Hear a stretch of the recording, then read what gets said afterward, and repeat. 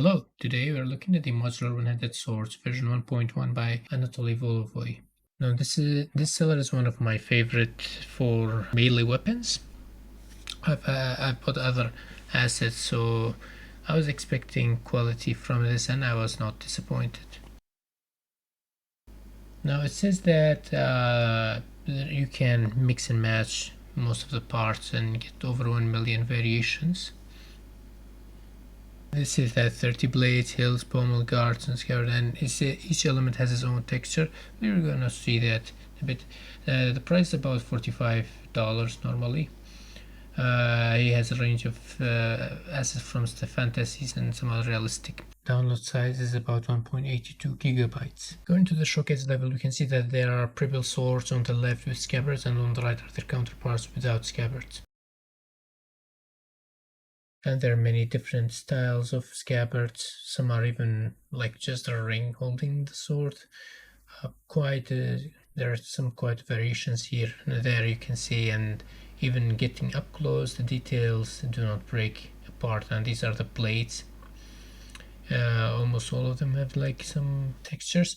Here are the individual parts that make up the sword, from the pommel, hilt, guard, blades, and scabbards. This is you can see the modeling aspect of the assets. There are not much detail, but it usually relies on normal maps to give it that details.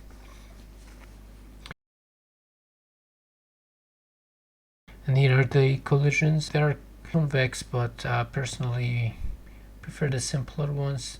There are some kind of like irregular shaped swords that are hard to make collision here and there. That one is an example, like Sawtooth.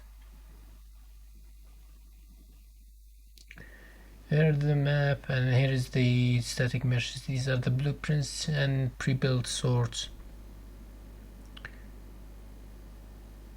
Let's go into the blade. There are 39 as can be seen, and there are also 39 guards and 26 hilt and 30 lover. All lovers are also hilts, and then 30 scabbards as well.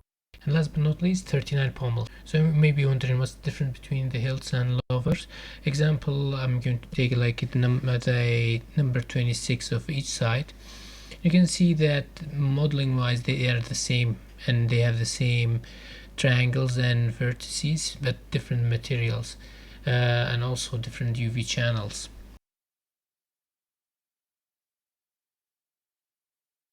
It's not bad to give variations.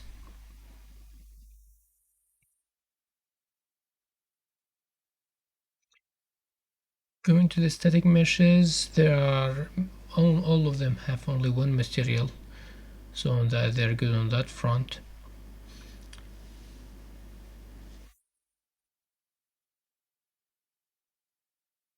As for vertices, most of them are below 2000. I think only one of them only I think is above 2000. Yeah, it's this sort. And by the way, none of them have LODs. So about the textures, when you first open texture folder, you'll see these all of them are 4K textures that are shared, and then there is the blade textures. So almost all of the blades are 2K, and for the guard, almost all of them are 1K.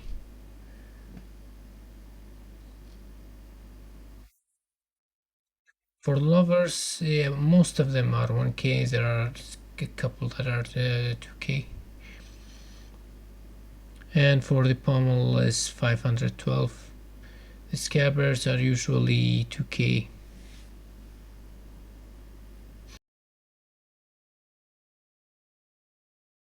So in total there are around 32 4K textures, 271 2K, and 232 1K, and 128 by 500 by 12 textures. Looking at the master materials, These are the ones that are not in folder, are the ones that have shared textures, and there's like one master material. There is not much going for them, only a few parameters. Of course, you can disable the emissive by decreasing the emissive scalar to 0.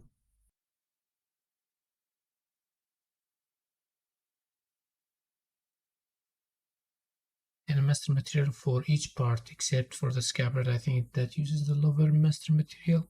And now this is the material instant parameters.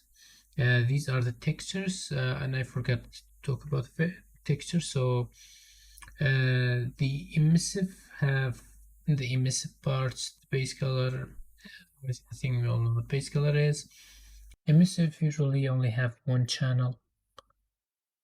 And for masks, usually it's 3 channel. I don't know why there is 4, and it doesn't use any in the master metal if I'm not mistaken. And the R and G are just like inverts of each other, so you could have just inverted with one minus and put the emissive in one of the R or G channels to save space. And the alpha is, I don't know, I think is not used in the master material. No, it's not used in the master material. I don't know what kind of map is that. Normal map, and you are ambient occlusion, roughness, and metallic.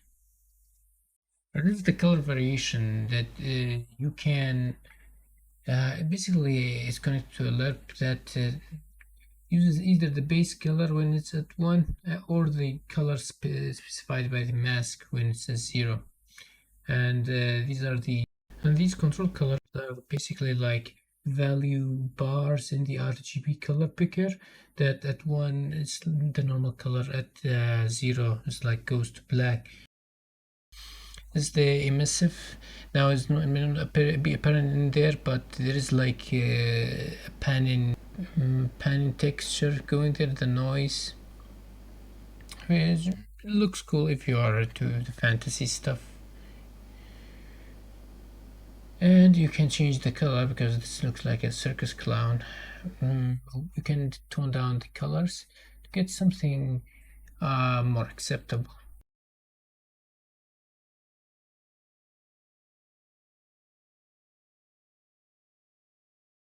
And of course, you can just increase the color variation there and here and there, and you can change the color of the emissive part as well.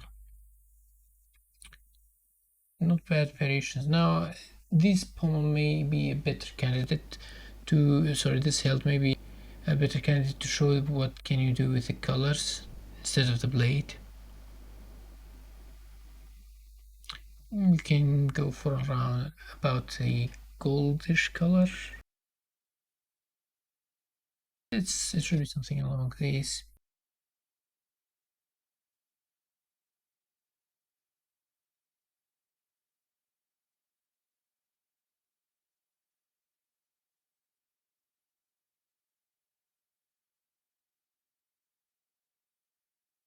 Now, one problem is with the UVs that I found.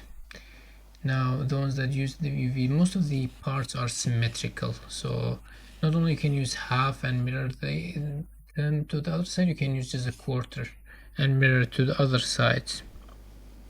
Now, this is the normal UV that comes with this mesh, and this is I duplicated the mesh and I tried to adjust it in EUE, and this is the result. Look at the difference in the space that you can save. And there is no mirroring function yet in the UV editor as far as I know, but if you can do that, you can mirror like these parts. You can get away with like lesser power of texture than texture resolution than it is. I think this is 1K. This could have been a 512. And another gripe is the texture base colors that have these imperfections in the base color. I would much prefer to be and in the roughness and in the roughness mostly, or the metallic, instead of being baked into the base color. This is the blueprint prefab example, and the hilt is like in the root, and the other ones have these offsets that should be the same for all the other parts. Also the pivots on the, since the hills are like the root, the pivots on the hills are almost all the same, and the height is also about the same for all of them. So that gives a nice, so that gets rid of problem for attachment and stuff. You want to attach it to the character. Now I also built my own modular showcase one. I think such things should be provided by default. I mean, the other examples are nice, but for example, I'm changing the scabbards. You can see that I can cycle through the scabbards, and some of them are not compatible, but some others are. Now, this is just for the scabbard. I can make the scabbard invisible, and the blade will be shown. Can change, cycle the blade as well, along with the hilt, guard, and pommel. And this is like really easy to set up. You can do it in a matter of minutes. I'm gonna show the code. Oh, and I forgot, some of the pommels on and the levers or hilts have emissive parts in them. But of course you can also turn them off using the zero strength in the material. And I forgot to add the levers into the arrays of the possible cyclable hilts. Now, okay, much better now.